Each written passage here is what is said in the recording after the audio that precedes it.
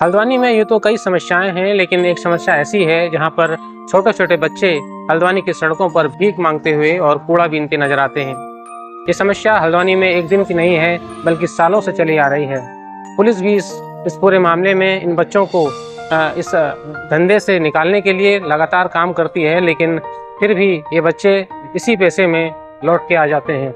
हल्द्वानी की कई एनजीओस हैं जो इस काम में लगे हैं इन बच्चों को काउंसलिंग करने के, लेकिन फिर भी उन्हें उस तरीके से सफलता नहीं मिल पाती जिस तरीके से इस हल्द्वानी में लोग देखना चाहते हैं। हल्द्वानी की बात करूं तो यहाँ पर गफूर बस्ती में लगातार ऐसे परिवार रहते हैं जो दिन रात अपने बच्चों को इसी पैसे में झोंकते हैं और कानून की डर से बेखबर होकर दिन रात यही काम करते हैं। इन सब के बीच नैनीताल पुलिस ने हल्द्वानी में खासतौर पर ऑपरेशन मुक्ति की शुरुआत की है और पिछले 1 मार्च से इस अभियान की शुरुआत हुई है। अब तक इस पूरे मामले में 96 बच्चे पुलिस ने आइडेंटिफाई किए हैं, चिन्हीकरण किया है उन बच्चों का, और 9 बच्चे जिनका दाखिला प्राइमरी स्कूल बनवलपुरा में भी कराया गया है। इन सब के बीच प्रेस 15 की न्यूज़ ने शहर का दौरा किया। शहर के उन तमाम जगहों पर हमारी टीम गई जहां पर ये बच्चे भीख मांगने और कूड़ा बीनने का काम करते हैं। हमारे कैमरे में जो चौंकाने वाली बात सामने आई, चाहे वो हल्द्वानी का रोडवेज बस अड्डा हो, चाहे वो मटर गली का पार्क हो, चाहे वो रेलवे स्टेशन हो, चाहे वो मेन रोड नैनीताल रोड पर कोतवाली के ठीक सामने का दृश्य हो, हर जगह पर जो बच्चे भीख मांग रहे थे, जैसे ही कैमरे की फोकस उन बच्चों पर पड़ा तो उन बच्चों ने अपना चेहरा ढक लिया। यानी कि अब ये बच्चे अपने पूरी तरीके से सतर्क हैं कि इन पर कौन निगरानी कर रहा है कौन नहीं। यानी कि ये भी एक एंगल है कि इन्हें चलाने वाले जो इनके माँ बाप हैं या दूसरे लोग हैं, वो इन बच्चों से साफ तौर पर कह रहे हैं कि अगर कहीं पर भी कैमरे की नज़र आप बच्चों को पड़ती है तो तुम अपना मुंह छुपा लो।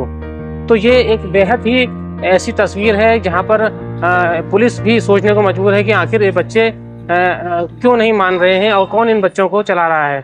इन सब सवालों के साथ हमने शहर के एसपी सिटी प्रकाश चंद्र से बात की। उन्होंने क्या कुछ कहा है हमारी बातचीत में, आप भी सुनिए।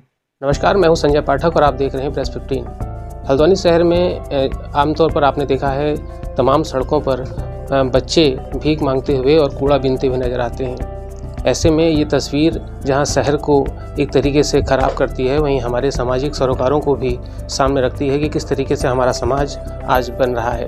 इन सब के बीच पुलिस, नैनीताल पुलिस खासतौर पर इन बच्चों के लिए ऑपरेशन मुक्ति चला रही है और 1 मार्च से इसका शुभारंभ भी कर दिया गया है। अब तक क्या इस पूरे मामले में अपडेट है, इस वक्त मेरे साथ बातचीत के लिए बेहद खास मेहमान एसपी सिटी प्रकाश चंद्र जी मौजूद हैं। सर, सबसे पहले तो बहुत बहुत स्वागत है आपका। थैंक यू सर, अगर मैं बात करूं ऑपरेशन मुक्ति की, अब तक शहर में 96 बच्चे आप लोगों ने आइडेंटिफाई किए हैं और 9 बच्चों का दाखिला भी कराया है। किस तरीके से आप इसको देख रहे हैं और आगे इस पर क्या होने वाला है? देखिए, ये अभियान 1 मार्च से शुरू हुआ है, जिसमें फर्स्ट फेज में बच्चों का चिन्हीकरण का काम था। हमने 96 बच्चों को चिन्हीकृत किया है। सेकंड फेज में ये था कि उनका प्रचार प्रसार भी करना है और एडमिशन भी कराना है। अभी तक हमने 8 बच्चों का एडमिशन कराया है और आगे भी हम इस पे काम करेंगे।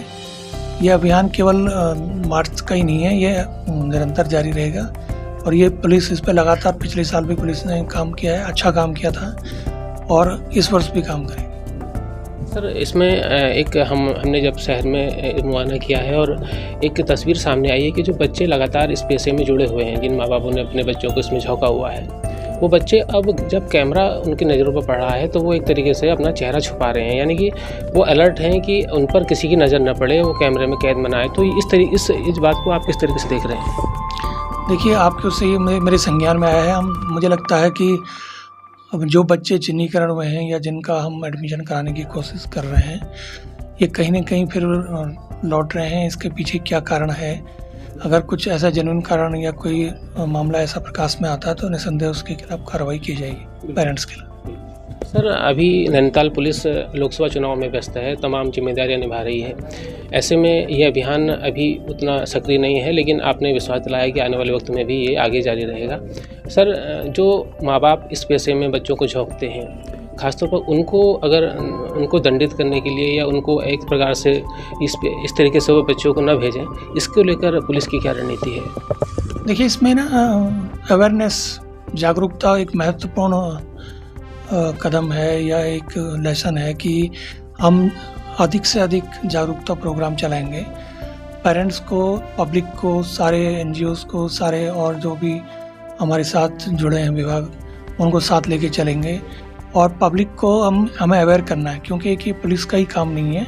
जब तक समाज इससे नहीं जुड़ेगा तब तक हम पूर्ण रूप से सफल नहीं हो पाएंगे।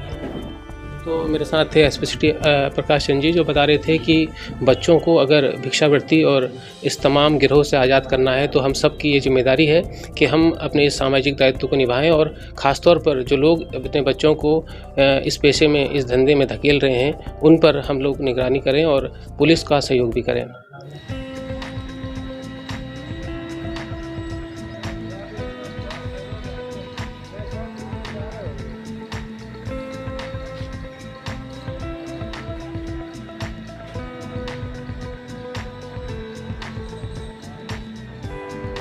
बेटा मुंह को छुपा रहे हो आप लोग अपना?